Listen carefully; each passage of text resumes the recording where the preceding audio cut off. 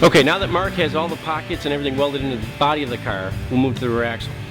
Now in this case, we're using a stock rear axle out of a 3rd gen Camaro.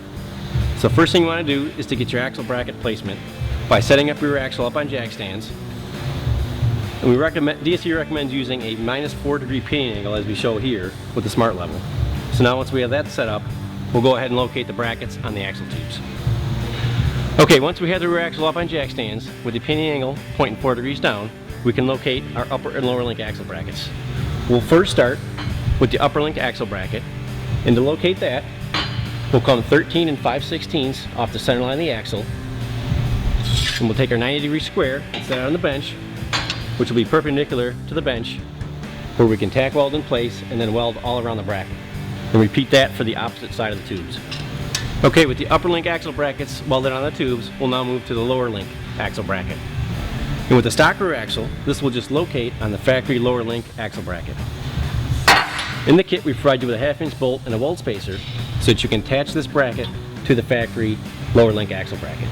Once that's in place, you'll tack weld it and then finish weld around the bracket. With the rear axle still up on jack stands, this is a good time to install our lower shock bracket. To do that, we need to mark and drill a hole on this factory lower shock bracket. So we'll take our bracket, install it over the stock one,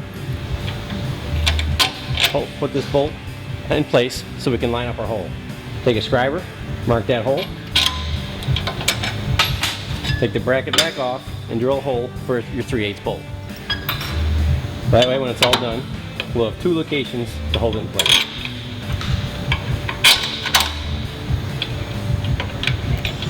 Okay, the next step will be to assemble your coilover shocks. So when they come out of the box, it'll be like this. So to get the spring on, we have to remove this little spring clip, remove the upper spring perch, install our spring, then put the upper spring seat back over the eyelet, then put your spring clip back into the groove. And just lift the upper spring up and it'll hold in place. Okay, once the coilover shocks are assembled, the next step is to mount the upper shock mount to the shock. We'll place it over the monoball of the shock, and using this spacer, put the nut through the bracket, install the washer and the nylock nut, and repeat for the other shock. So now that we got our coilover shocks assembled, we're going to bring them in and install them underneath the vehicle. We do recommend torquing this bolt to 70 foot-pounds before you put it up in there, because it'll be much easier to do on the bench as opposed to in the vehicle. So all we do is we line up the factory upper shock mount, and I got Mark up top putting the 1/2-inch nylock nut on there, so he'll just wind it on there.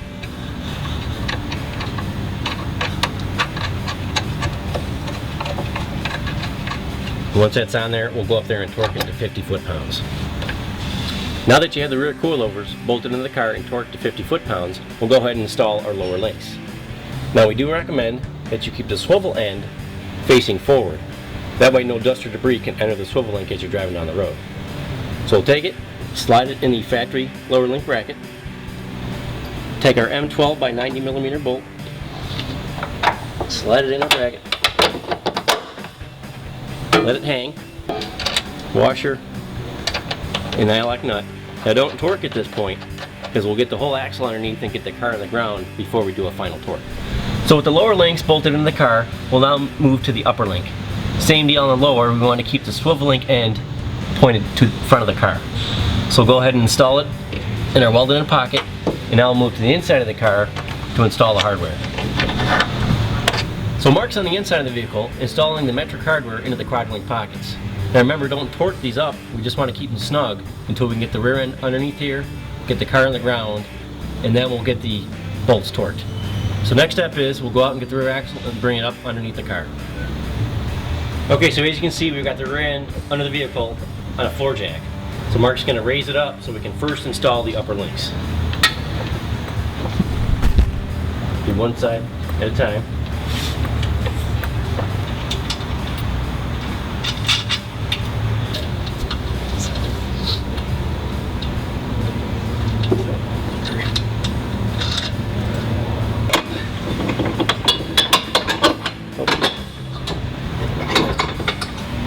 So with the rear axle bolted in the car, the next step is going to be install the rear anti-roll bar. First thing you want to do is take the urethane bushings, use the provided grease before you put them on, and they actually just split and go around the inner roll bar. Push them out to the outside because that'll be about where they go onto the axle. So now that we got the bushings on the sway bar, we'll go ahead and bring this up to the rear axle. So we'll start with our brackets are notched to go around this little welded tab that's on the stock rear axle. So we'll put that in place, put our U-bolt around the tube, be careful of any brake lines or anything in the way so you don't pinch anything. Locate that, and then we'll bring the inner roll bar up to the axle. Just line the bushing up with the bracket, and then take your clamp, put it up around the U-bolt, and then get your washers and nuts started. Okay, with the rear inner roll bar in place, we would then want to draw the U-bolts up evenly while keeping the bar close to the center as possible, keeping the brackets between each one and keeping those tabs locked on the bracket. So we'll just go ahead and draw it up evenly and just keep it loose until we can get the end links on. Okay, now that we have the rear inner roll bar snugged up against the rear axle, it's time to put on your end links. Now when you open the box, the end links will come like this, so we need to take them apart so that we just have the bolt with a washer and a bushing. Now the DC rear inner roll bar has two different adjustment holes. We do recommend starting off with the rear hole position. So go ahead and put the bolt through here, put another bushing on with the groove pointed down, a washer, your steel tube, followed by another washer, and the bushing, so it slides up into your stock mount. Grab another bushing, put that on, followed by a washer, and then finally get your nuts started on the bolt. Okay, with both end links on, you're going to want to go ahead and tighten them, but do not over tighten them. Just tighten them so that the rubber starts to compress. Once you've done that, then you move back to the axle mount and torque these bolts to 55 foot-pounds. Before you do that, make sure the bar is as centered as possible before you torque. The last step will be to install these split lock collars. This is just to keep the bar from moving laterally in the car when you're driving. So putting these on, you want to put blue Loctite on the bolts. Okay, with the split lock collars apart, go ahead and place them around the rear inner roll bar and push them up against the bushing as tight as you can to keep them tight. Put some blue Loctite on the bolts and install them. Just like the U-bolt, you want to draw the bolts up evenly. Then when you get them nice and tight, torque them to 15 foot-pounds. Alright, with the rear inner roll bar torqued and in place, the very last thing to do is add some quality chassis grease to the Zerk fittings. DSC does offer chassis grease if you need it. Now the very last step for the rear suspension install will be to add the DSC rear adjustable track bar. The length does come preset from DSC, however, once you get it installed, you can adjust these adjusters to keep the rear axle centered in the vehicle. Now since we're going into the stock brackets, they may be a little tight for this cross-axis pivot bushing, so you may need to open up these tabs a little bit to get it in place. So it's just bolted in, line your holes up, install your bolt, you got a washer nut for the other side. Get that started, just keep it loose for now, and then we'll move over to the other side of the axle so we can install that into the body side bracket. Okay, next we'll just install this on the body side track bar bracket. Again, you may need to open up these tabs since the cross-axis pivot bushing is a little wider than the stock bushing. Line it up in place, put your bolt in and your washer and nut. And as you can see, the length is what it needs to be. However, you can center the axle by adjusting this link. You just make sure you don't have more than 2 inches of the adjuster end hanging out, otherwise you won't have enough thread engagement. So at this point, we can torque both bolts to 75 foot-pounds and we're ready to go.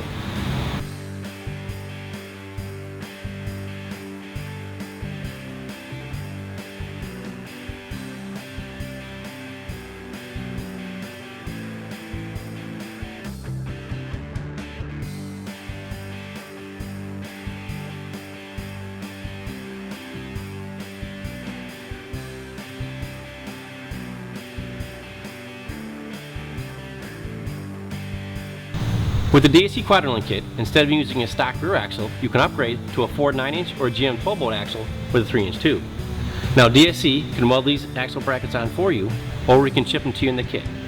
Now just a few features on welding these brackets on. The upper swivel link bracket is perpendicular with the ground when the rear end is at a 4-degree pinning angle. The rear end and roll bar bracket is just parallel with the ground, and with the lower swivel link bracket and the lower shock mount bracket, we can put them together using this tube just as a reference point to clock your orientation, while this plane of this bracket will be perpendicular to the ground. So like I said, DSC will be happy to provide you with the axle and welding on the brackets, or we can ship all that to you and you can weld it on yourself. On the driver's side of the rear axle, as you can see, we have a reinforced track bar bracket with 4 adjustment holes so you can tune your suspension. We also provide you with the rear brake line tabs for your rear axle that will weld on the inside of the lower shock mount. Same as the passenger side, these two brackets can be orientated together by using a bolt. That way they can be welded together. Now let's put this rear axle under the car. Alright, now that we got the rear axle under the vehicle, we can go ahead and jack it up and put the upper and lower links in place, and followed by the pillory shocks.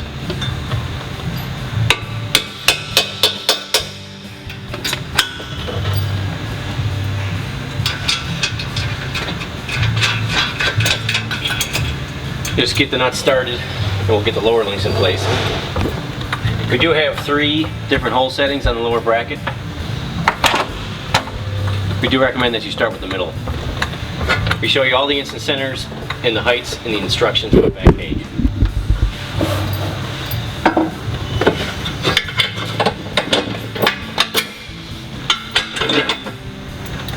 Alright, with the links hooked up in place, we can now jack up the floor jack so we can get the lower shock bolts in place on the axle brackets.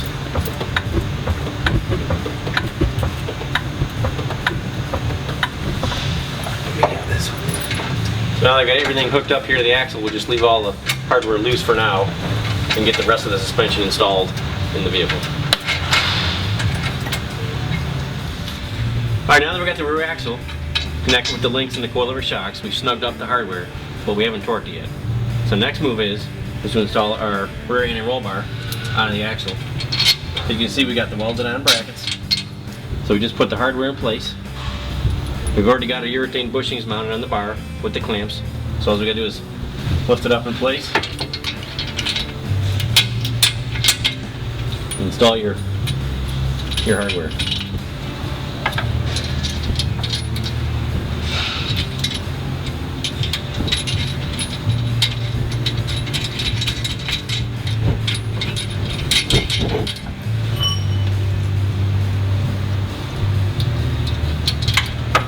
Now the end links work just like the stock one.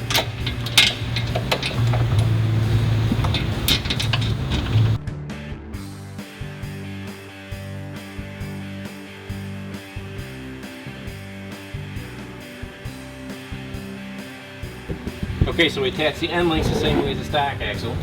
You can see we've got our grommets and washers and sleeve in place. So using the factory and roll bar bracket, we'll install a rubber grommet, a washer, and a hydraulic nut. Again, you don't want to tighten these too much. You just want to tighten with wrenches until that rubber starts to compress, and then you're good. So now that we got the rear sway bar centered in the axle, we go ahead and torque these up to 45 foot-pounds. And then we can install our split lock collars around the inside of the bushing. Fit them up tight against the bushing to keep the bar from sliding laterally. We'll take the hardware, put some blue Loctite on it.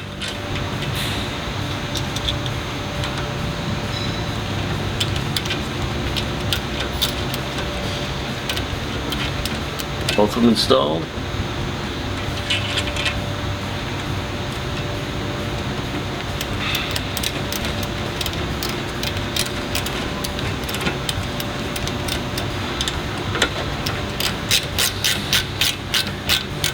Once they're tight, we'll go ahead and torque them to 15 foot-pounds.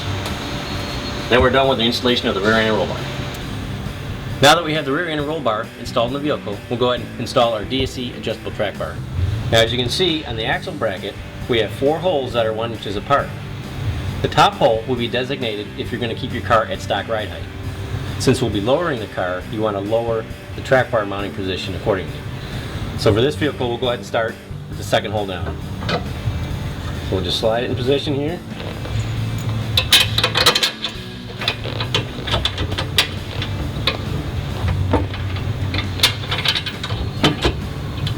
Alright, the bracket has a slot, so you can go ahead and get the nylock nut and washer on the inside. Now we'll move over to the passenger side and install it to the vehicle. Again, you may need to open up your factory bracket, as the cross-axis pivot bushings are a little bit wider than the stock bushing. Go ahead and put your washer nylock nut on there. And snug up the nuts, and then torque them to 75 foot-pounds.